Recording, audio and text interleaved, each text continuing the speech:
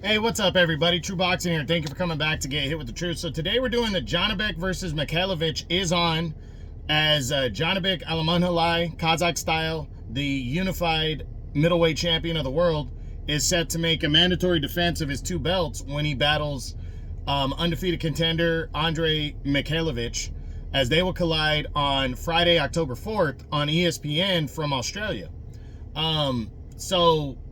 This one just was announced. I mean, it's just a little bit over a week away. I know they were finalizing the deal, but the information that I had read was that it wasn't going to happen until November, December area.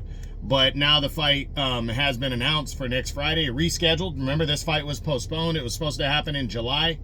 Janibek suffered some dehydration or something like that. He had to be hospitalized. And the fight got postponed, and then I guess the fight went to purse bid, and Mikhailovich's people won the purse bid, so they won the rights to host the fight in Australia. So Janibek's got to go on the road now to try to defend his belts. You know, Mikhailovich, undefeated contender, but he's also he's the IBF's mandatory. So, you know, he's coming in a big underdog, but he gets the home field advantage to try to beat Janibek here. Janibek, you know, is going to be his first fight in a year by the time it happens, because it was last October when he knocked out Vicente Gualtieri to unify the belts.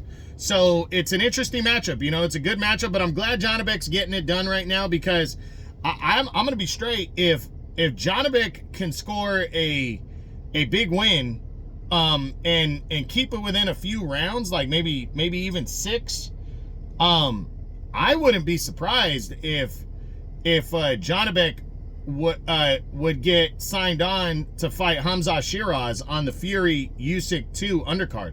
They're gonna start announcing this undercard very soon, and I really think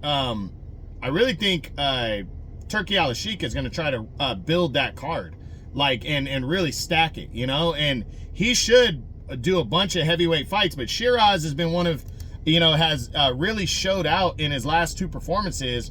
On the 5 versus 5 card, he broke down in a competitive fight, broke down Austin Ammo Williams and stopped him, and he was Frank Warren's team captain. And then on the last card, he was able to just this past weekend, he destroyed Tyler Denny.